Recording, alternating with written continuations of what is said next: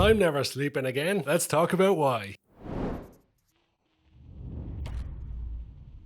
Hey guys, I'm Carl. Welcome to my movie film show. Feel free to subscribe down below if you would like to. Smile is a brand new horror movie which has just come out, directed and written by Parker Finn. And I'm not a big horror fan. It's not a genre I jump to. It's not one I always rush out to the cinema to see. And I haven't covered a whole lot of horror movies on the channel. But this one just grabbed my attention. The marketing around has been really good. And some of the small snippets I've seen really grabbed me and said, I want to see this movie. So I did. And I sat in the movie theater, a packed movie theater, for 2 hours, and it all whizzed by as I was grabbed by a movie which completely caught my attention, and I was constantly wondering what was going to happen next and what was going to come next. Always on edge for a jump scare too. But I handled most of the jump scares like a grown-up. I was able to sit all the way through it without jumping out of my chair, although some people in the movie here didn't manage to achieve that. Now, it's not the most unique movie you're ever going to see. It's not the greatest movie of the year. But for me personally, it was very entertaining, and that's someone who, as I mentioned, isn't a big horror fan. I'm probably going to mention that a lot throughout the video because I have a tendency to repeat things. It's a movie that has some very interesting imagery at the end. Some of the special effects right at the very end, and one of their big shots towards the end, kind of crappy. I'm pretty sure it's a practical effect that's really bad, but the overall image kind of makes you forget about it because it's such an interesting image as a demon climbs inside somebody. The undertone and the understory, and I guess the meaning behind a lot of it, or the meaning I'm inferring from it, I should say, because everybody takes different meanings from different things. The meaning behind the whole suicide aspect and it traveling from one person to another, the knock-on effect of a suicide is the undertone thing I took away from it. That was really well done in the movie, and I haven't seen that done in many other movies. And maybe that's happened more in horror movies. I know they take the likes of depression and mental illness and they center their stories around that and have good messages around that more recently, but it's not something I've seen too recently. That's maybe because I'm a big baby and I stay away from horror movies most of the time. Now, some of the story is quite predictable. It's stuff we've seen before or seen the likes of before. The beginning of the movie has elements of some of the classic horror movies, even some of the credit scenes and some of the music. It's very reminiscent of older horror movies. And one movie I kept thinking of for around the first hour to an hour and 20 minutes was Candyman, the original one, because in that there's a woman who hears the story of a demon or someone that's been affected by the demon and hears about the visions and all these people have had and slowly starts investigating it and then begins to have those same effects herself. Pretty much what happens in Smile. There's a woman who's been told by this other girl about what she's seeing, and then that girl kills herself in front of the doctor, and then the doctor begins to experience what the girl was experiencing. But I'm sure there's going to be plenty of people out there going, what are you talking about? It's nothing like Candyman. I'm not saying the title of that movie ever again. That's twice.